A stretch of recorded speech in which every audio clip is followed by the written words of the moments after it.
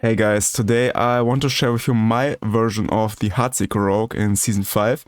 It's a very solid build, maybe not as powerful or broken as the Andariel's Barrage rogue, and also not as fun for me personally as Flurry rogue, which is my favorite this season, but it's a very powerful and solid S-tier build. Rogue only has good builds this season, so yeah, kinda good for this class. But yeah, I don't want to make a big guide today because this build was already popularized by DiEoxide a few weeks ago, and I think most of you guys have already seen it somewhere on YouTube. I just want to share with you my specific version. So I basically did one major change in the setup and also some smaller adjustments, and I think I will focus on them today. And if you want to get a full guide explanation on the basics of Heartseeker and everything more detailed, maybe you should just watch the video from DiEoxide or some other content creators that have already covered it. But so of course I can cover the core of this build very quickly. So we are dealing our damage with Heartseeker as the name of the build, and Heartseeker is especially very good for single target damage since it's not an AOE skill by its nature. And so it's very good versus single targets, but AoE has been a problem since the build has released this season. So the original builds from Season 4 had way more AoE. So maybe you have saw my video back then in Season 4 about Heartseeker Rogue, and we were playing with Victimize back then.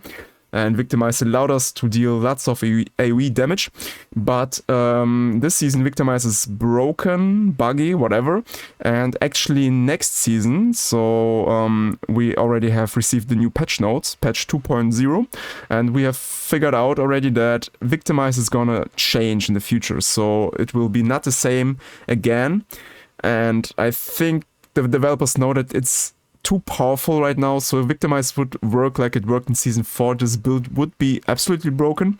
But yeah, it's not working right now, so we are not playing with Victimize.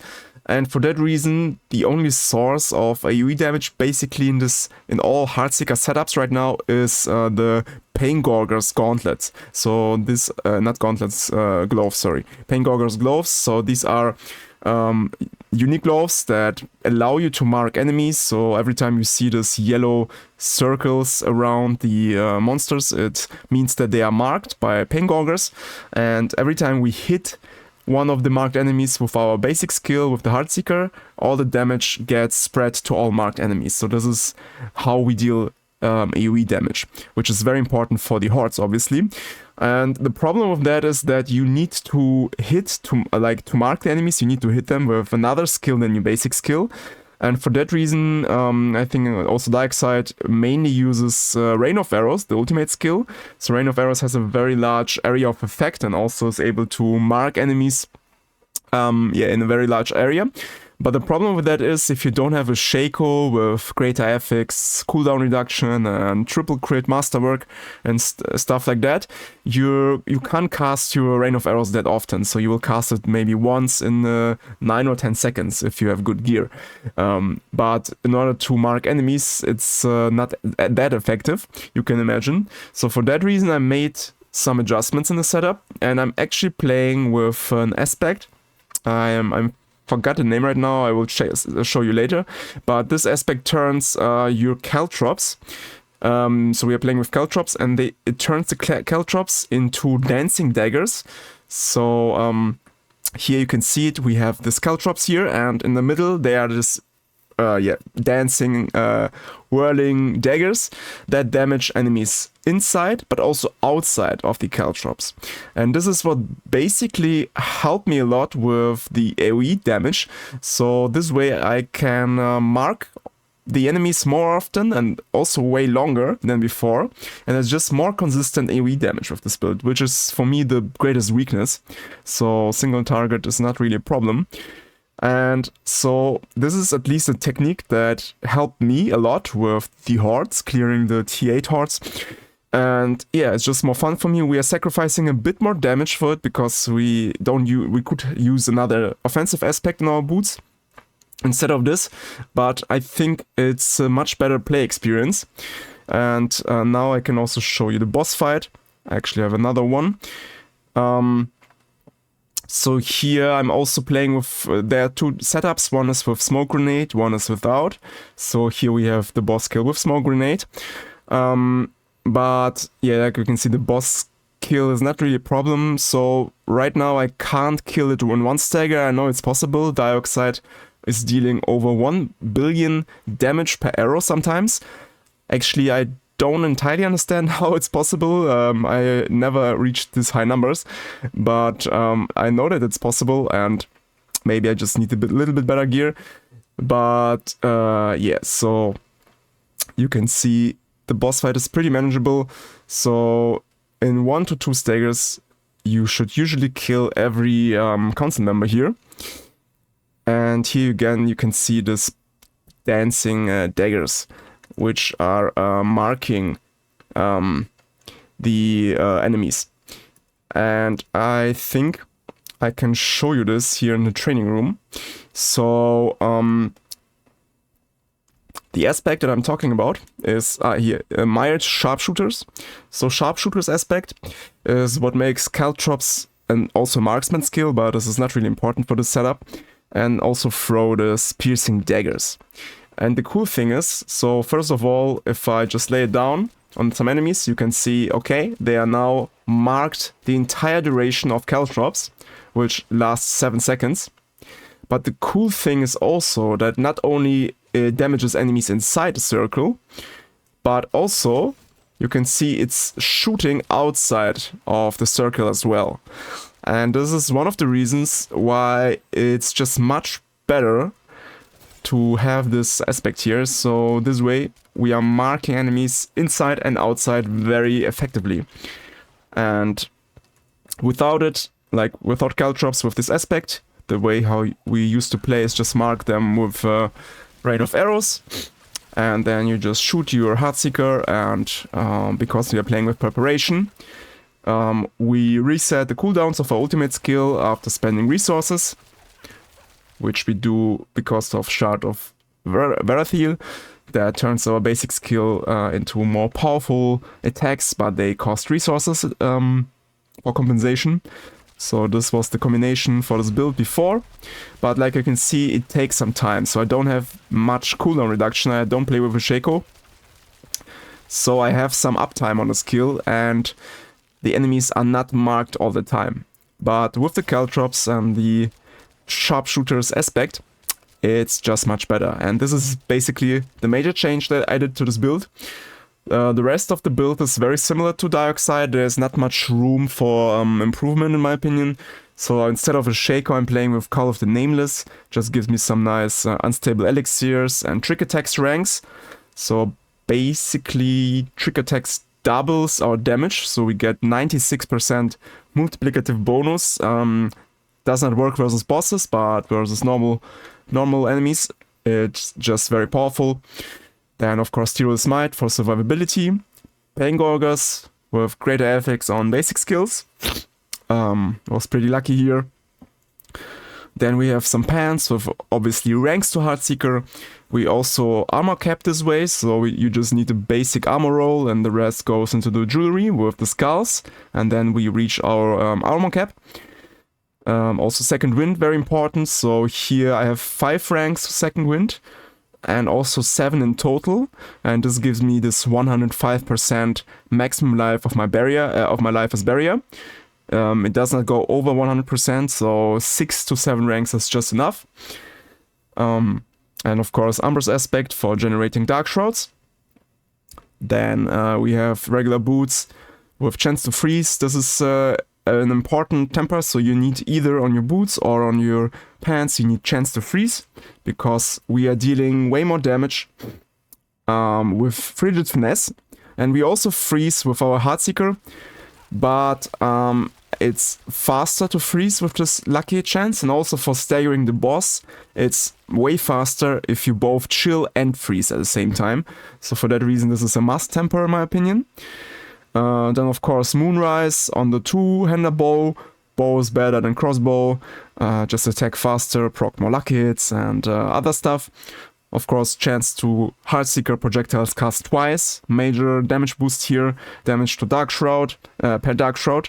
I also have resource cost reduction here, so I don't know, for me, I have 6 ranks to innovation, but it's still not enough. Without this resource cost reduction, I still lack some resources from time to time, and I want to stay over 50% of my resources to get the adaptivity, how it's called? Yeah, adaptability bonus.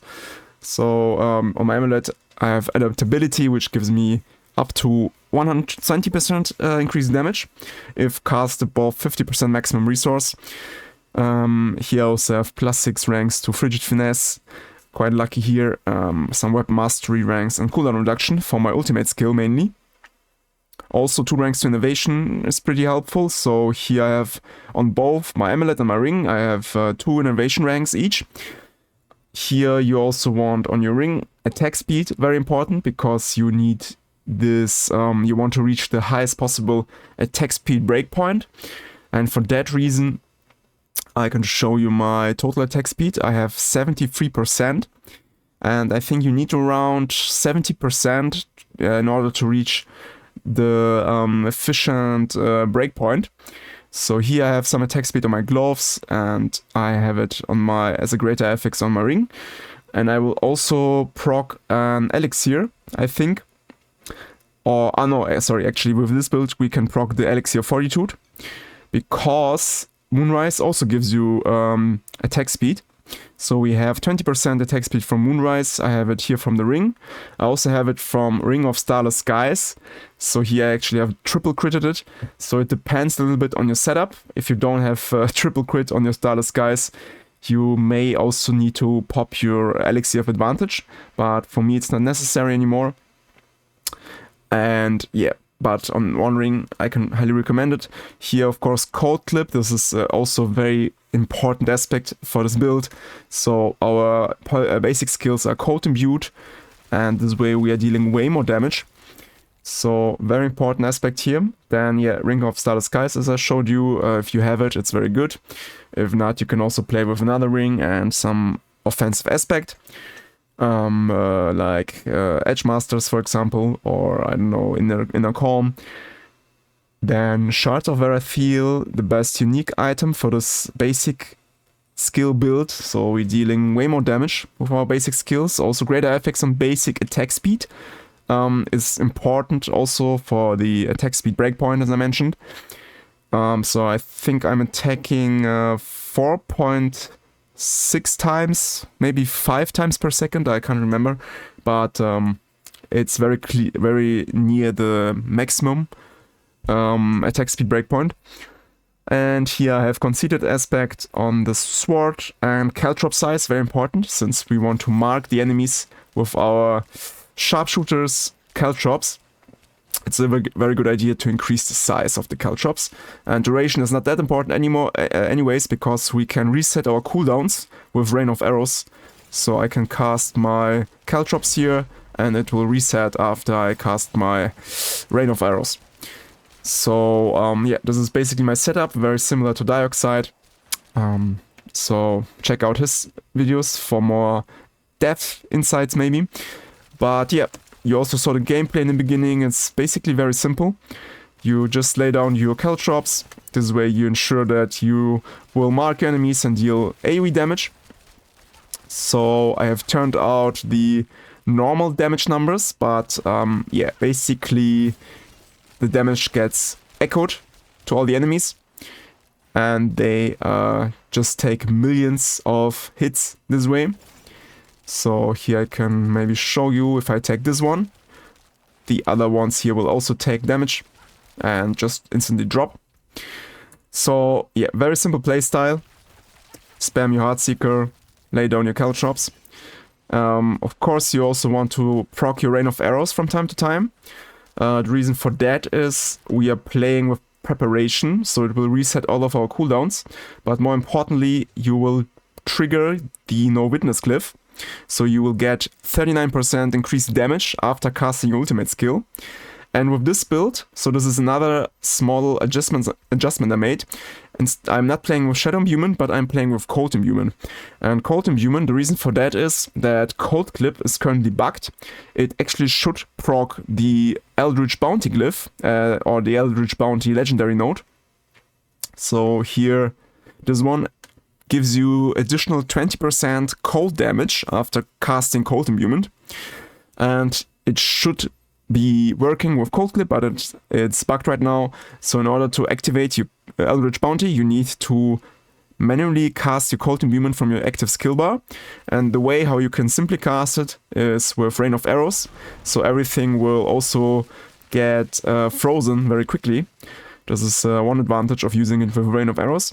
But of course you can also use it with Dash or Shadow Step. It just doesn't matter too much. But you should also activate your Cold Imbuement from time to time, so you get this 20% damage for cold skills. So for your Heartseeker attacks basically. So yeah, this is basically the build. The skills, nothing crazy here. I have 25 ranks right now. Take Siphoning Strikes 30 for survivability. Here Methodical Shadow Step also for damage reduction, but it doesn't matter, you can also take Disciplined. Some passives here. Of course, Dark Shroud, 5 ranks for survivability. Here 6 ranks of Innovation is enough for me currently. I have some resource cost reduction on my bow, as I showed you before. And 7 to Second Wind. Here you don't need to invest many points in the Cold Imbuement, just one is enough. You just want this mixed Cold Imbuement for the 20% damage bonus to chilled and or crowd control enemies, and 40% to frozen enemies. This is your major damage boost from Cold Imbuement.